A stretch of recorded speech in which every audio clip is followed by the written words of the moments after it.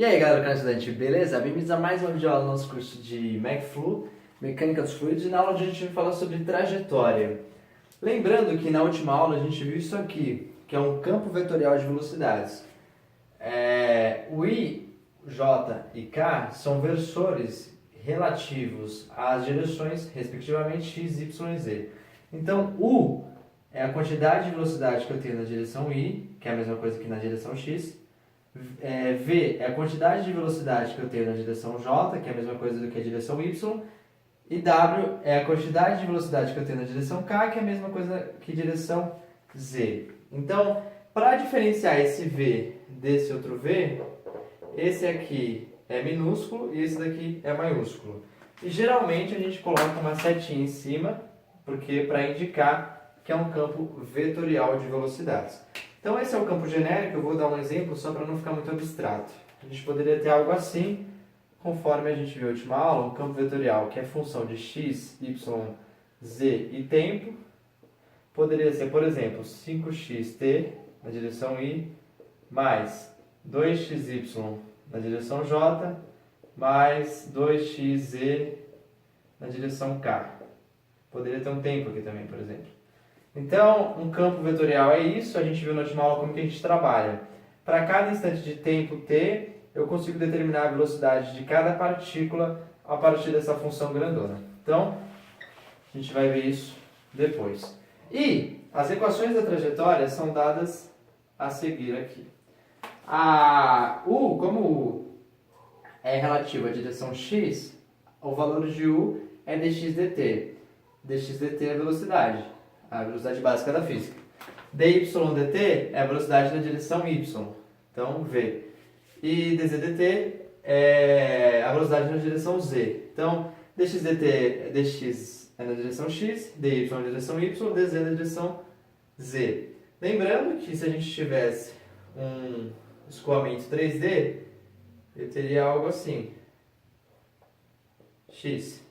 Então, eu teria um escoamento assim, por exemplo. Então a partícula se move, aquela daqui, depois ela daqui. E o dz dt seria a velocidade para cima, o dy dt seria a velocidade para a direita e o dx dt seria a velocidade na direção x. Portanto, nessa direção aqui. Beleza? Muito bem, mas dificilmente a gente vai trabalhar com campo vetorial 3D com 3 coordenadas. É usual trabalhar apenas bidimensional ou no plano, se você preferir, porque é mais fácil de trabalhar.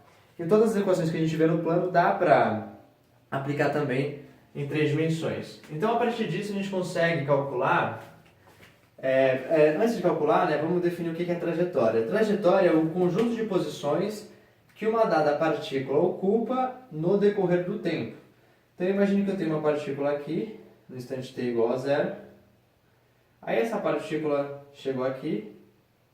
Claro que ela não consegue se transportar daqui para cá, ela precisa percorrer o caminho até chegar aqui. Supor que o instante t igual a 1 segundo. Aí ela veio até aqui, no instante t igual a 2 segundos, etc. Então ela foi percorrendo. O conjunto de posições que uma mesma partícula ocupa no decorrer do tempo, a gente chama de trajetória. Então isso é trajetória desde o ensino médio. É a mesma definição. Conjunto de posições que uma mesma partícula ocupa no decorrer do tempo. Beleza? A partir disso, a gente vai fazer o exercício de trajetória para determinar, e aí sim, aplicado a MecFlu, o conceito e usando as equações para vocês entenderem como é que a gente aplica isso. Então, deixa eu pegar aqui o enunciado. A gente tem o seguinte campo vetorial. V, que é o campo vetorial, é 5xt e mais 3y. Veja que eu estou com campo 2D. 2 dimensões, é um escoamento que ocorre em um plano. Esse é o campo vetorial de velocidade e a partir dele eu quero que você determine as equações da trajetória. Então, equações da trajetória, ponto de interrogação, é o que eu quero que você determine. Certo? Então, para determinar isso, basta a gente usar esses caras aqui. A terceira equação, que é o do W, a gente não vai usar porque não tem Z, são 2 dimensões somente. Vou apagar aqui também. e aí a gente vai conseguir determinar. Então vamos lá. Lembrando aqui embaixo que V é igual U na direção I mais V na direção J, eu posso afirmar que o que eu acompanho o I eu chamo de U, o que acompanha o J eu chamo de V.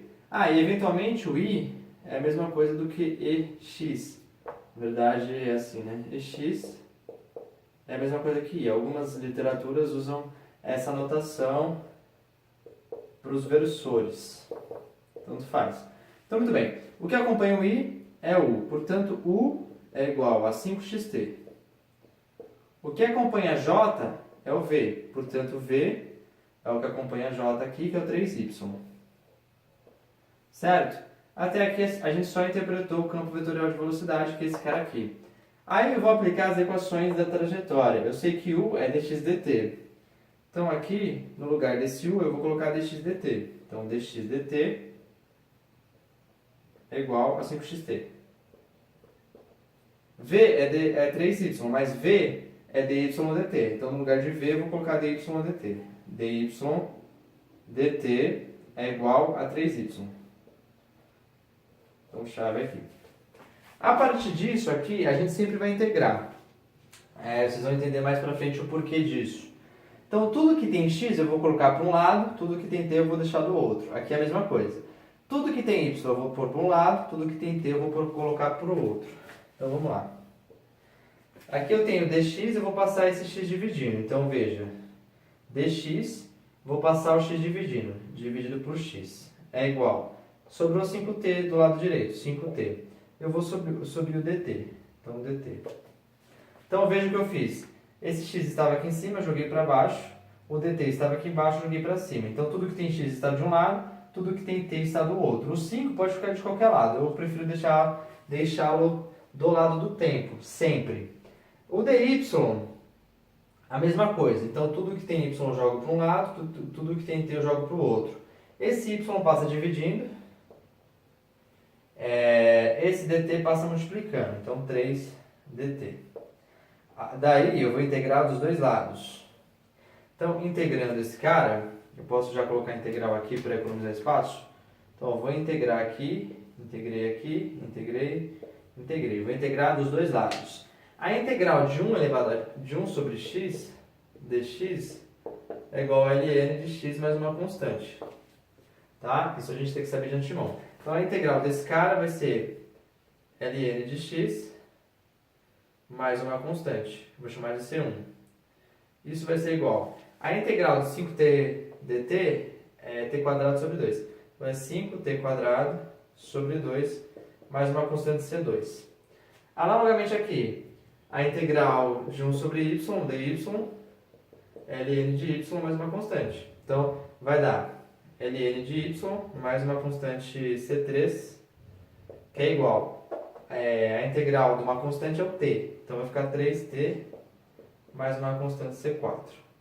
Então veja que eu estou com 4 constantes aqui, né? C1, C2, C3, C4. A gente não costuma fazer isso porque vai ser muito difícil encontrar os valores dessas constantes, os valores numéricos. Então por isso, a gente faz o seguinte, vou passar para cá então, daqui eu vim para cá.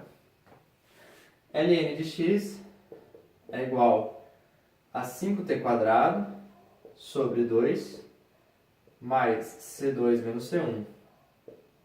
Isso aqui, ó, constante menos constante, dá uma constante. Então, ao invés de eu ficar chamando C2, C1, eu vou chamar simplesmente de constante, para não ter problema. Eu vou chamar de, sei lá, constante asterisco. Constante asterisco. Pronto, eu só tenho uma constante para trabalhar.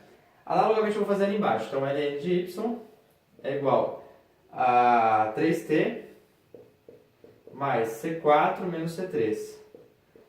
C4 é constante, C3 é constante. A diferença entre duas constantes vai dar sempre uma constante. Então, ao invés de chamar de C4 e C3, eu vou chamar de uma constante qualquer. Aqui eu chamei de C asterisco, aqui eu chamo de C2 asteriscos, por exemplo.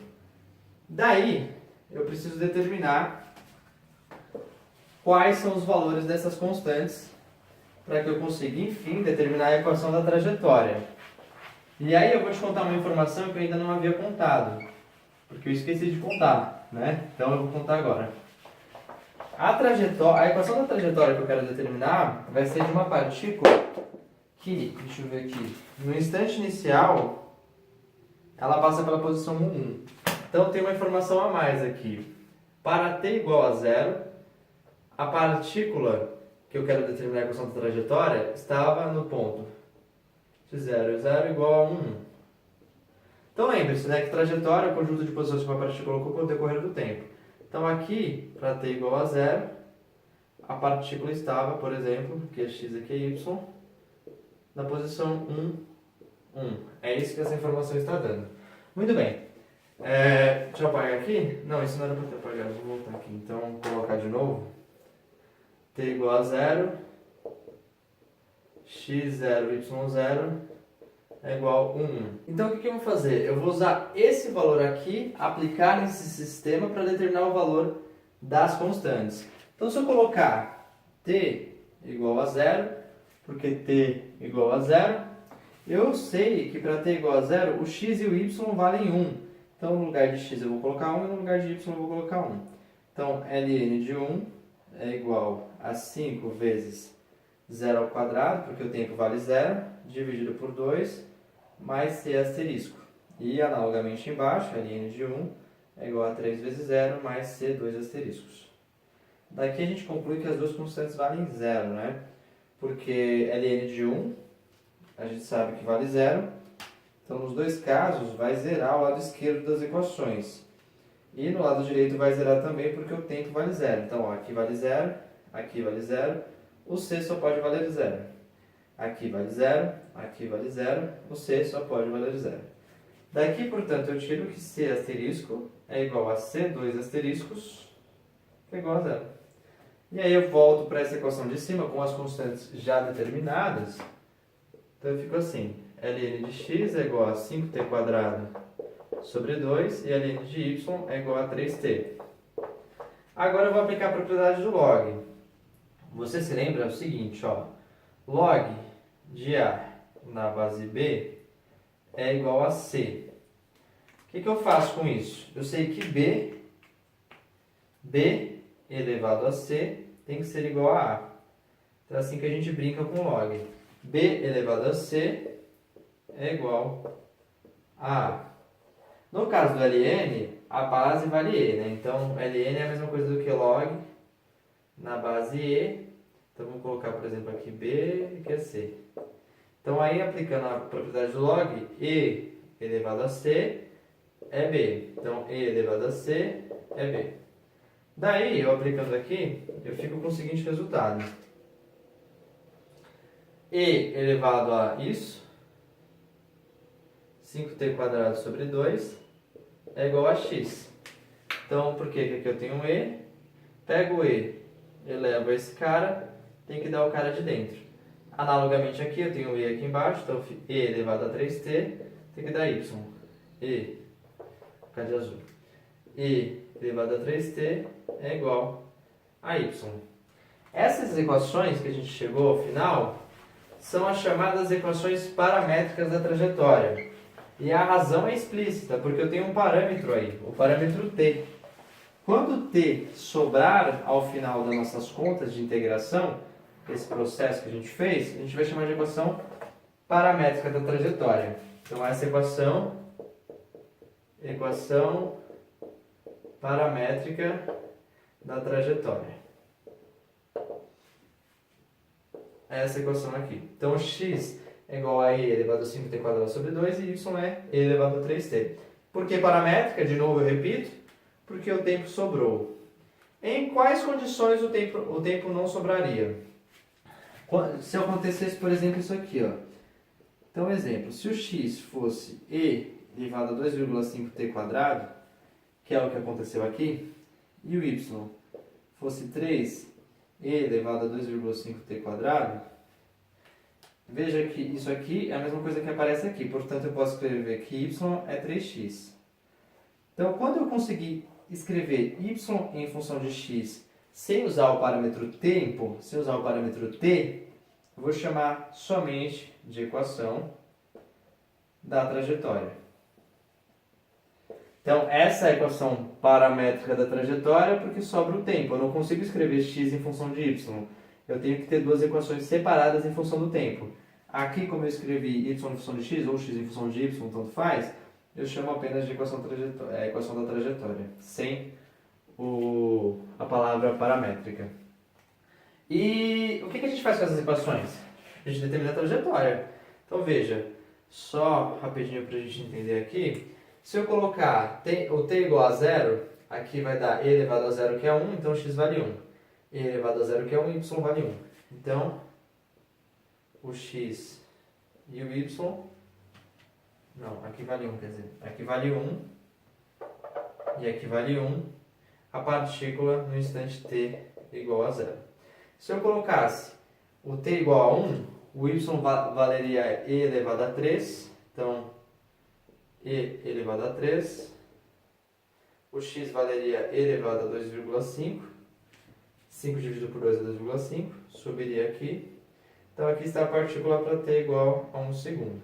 Vamos supor que eu pegasse vários valores, t igual a 0,1, 0,2 até chegar em 1 e obtesse esse cara. Então isso aqui é a minha trajetória.